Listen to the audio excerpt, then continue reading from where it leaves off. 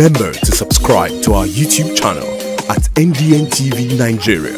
Click on the subscribe button and be the first to get notifications. It's nothing to do with being an in-law or not being an in-law. It's more of political decisions. It's more political. They know for their own reasons why they have to do that, but unknown to us, we will still have to go to any level they take us to.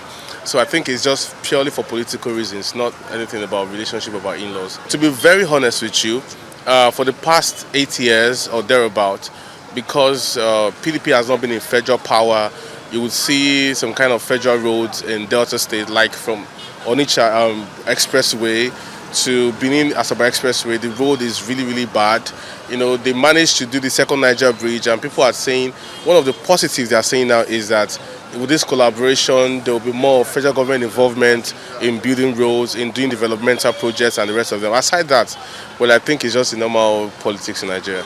I believe, and as I still continue to believe, it's an error. People say it's the whole data PDP. No, that is not true. It's just the politicians, they think of themselves. And so when the governor and other people defect, it doesn't mean it's the whole people in data that defected. So it is an irony, as I will say. It's a mistake. And if somebody advised those who defected to defect, well, that's a wrong advice. That's what I will say. Because we cannot make Nigeria one-party system. Even in US, there's still opposition.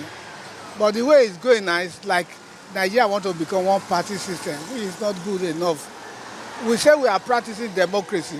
We are not practicing democracy. The current president was one of those who led NADECO to oppose Abacha then, because they want democracy.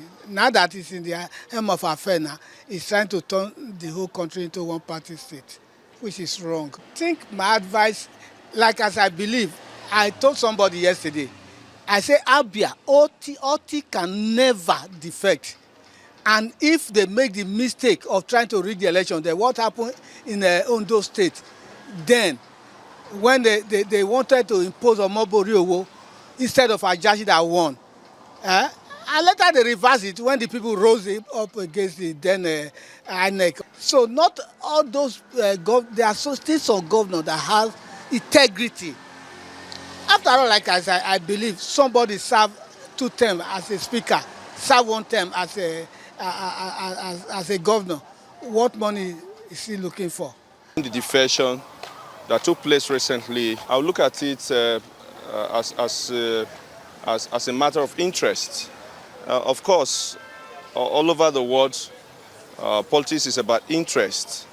Our governor, the governor of Delta State, His Excellency Right Honorable Sheriff Oborowori, might have considered some points. I mean, some areas, and he might have looked at it from the angle of 2027, and he might have concluded as well, after due consultations with his with the party, which is the former party PDP, and I would say that the defection is as a result of interest. Talking about the benefits that might come from the defection, or I mean from the angle of the governor, especially from the national angle, I would say that there should be some benefits.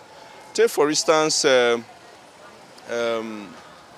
the president is considering appointing some ministers or appointing some key persons into some key positions at the national level.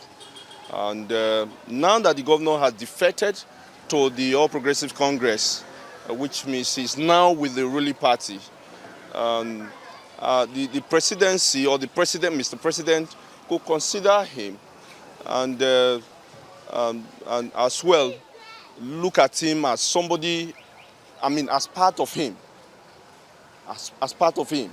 So to that extent, I would say that there are actually some benefits that could come from this defection.